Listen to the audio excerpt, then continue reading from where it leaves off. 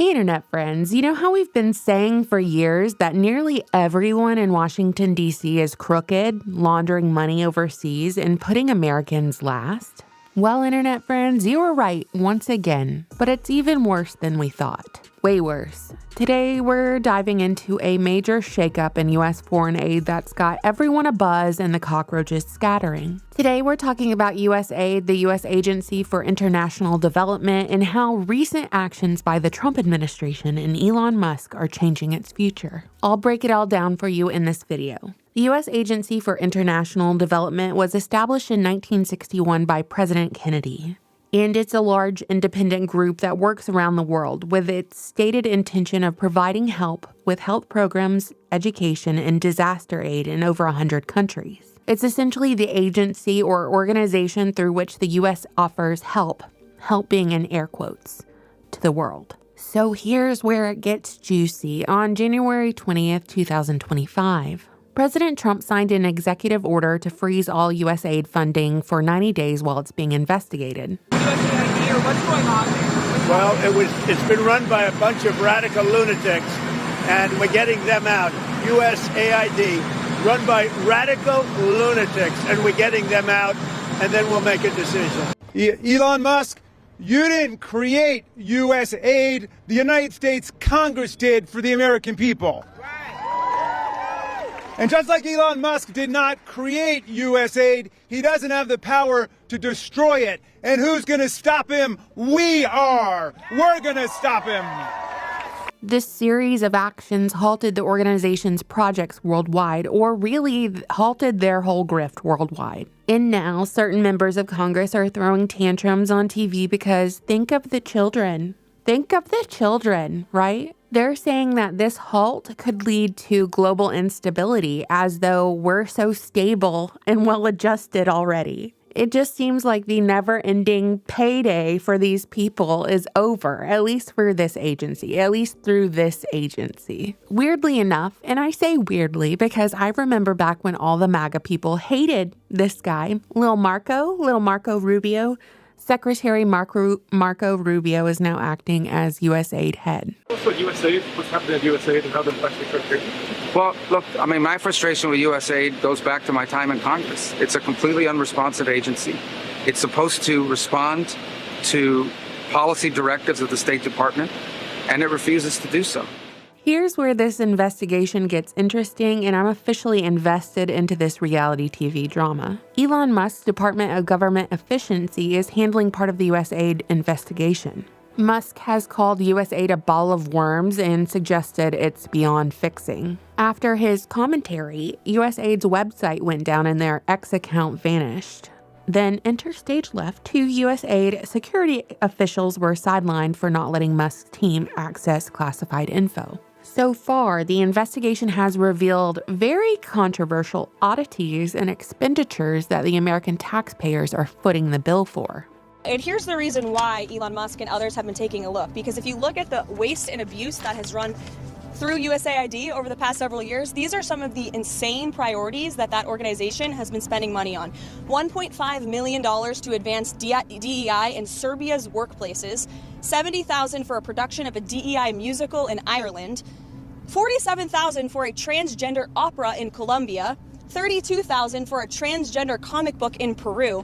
I don't know about you, but as an American taxpayer, I don't want my dollars going towards this crap, and I know the American people don't either. We have a whole list here, so hold on to your butts. I'm sure this whole list is only the tip of the iceberg. $1.5 million to advance DEI in Serbia's workplaces and business communities, including millions of dollars a year to expand employment opportunities for the gay community in Serbia. $70,000 for the production of a DEI musical in Ireland. Funding for the first transgender healthcare clinic in India and the Transcare Clinic in Vietnam. $30 million to the WITS Health Consortium in South Africa for HIV research among sex workers and transgender individuals. Heck yeah. Allegations of USAID funding research at the Wuhan Institute of Virology, where COVID-19 is believed to have originated. Function research, That's not the as question. you know. The question is, did you fund coronavirus research in Wuhan, China?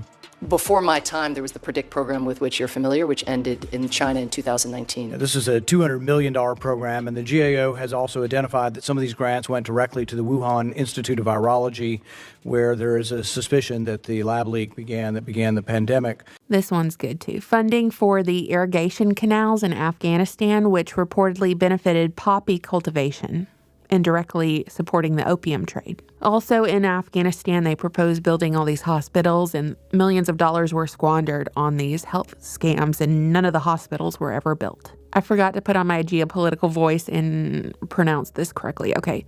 In Iraq, $20 million for an Iraqi version of Sesame Street to promote the LGBTQXYZ agenda.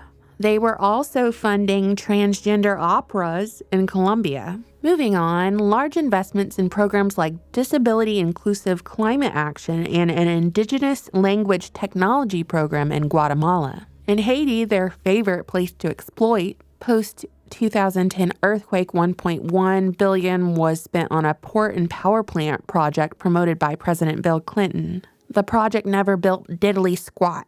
And this was interesting to me. They even fund the BBC, specifically BBC Media Action, to the tune of millions. Myself and others have been harassed by the BBC before with terrible articles written about us, misquoting us. You're telling me that my tax dollars in some weird loophole is going to fund inflammatory articles about myself, me, and other independent media? Are you kidding me? That's before we even touch on the Jimmy Savile topic. Each one of these bullet points certainly deserve its own deep dive. And while Americans struggle with inflation, taxes, skyrocketing costs, unaffordable rent and home prices, debt upon debt, USAID is squandering away taxpayer money to ideologically subvert various foreign populations while labeling it as humanitarian aid. Don't you want your money back? Ideological subversion is the process which is legitimate, overt. What it basically means is to change the perception of reality of every American to such an extent that despite of the abundance of information, no one is able to come to sensible conclusions in the interests of defending themselves, their families, their community, and their country. Just call it what it is. The whole thing is a CIA front. That's what it is. And we're their piggy bank.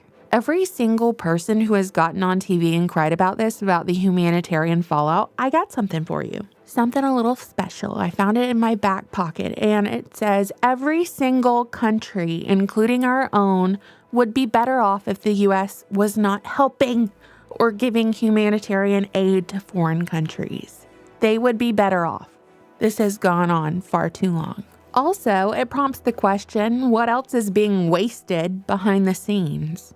Actually, now that I think about it, because it doesn't fully encompass the nefarious edge to human suffering. That is inevitably the result of all of this. So what do you think, internet friends? You know, I always look forward to reading your comments. Thank you so much for watching, subscribing, supporting my channel on Patreon, and buying my book, The Deep State Encyclopedia. Bye. Also, tell me if you want a Department of Education video. I have like 5 hours to film today, so let me know.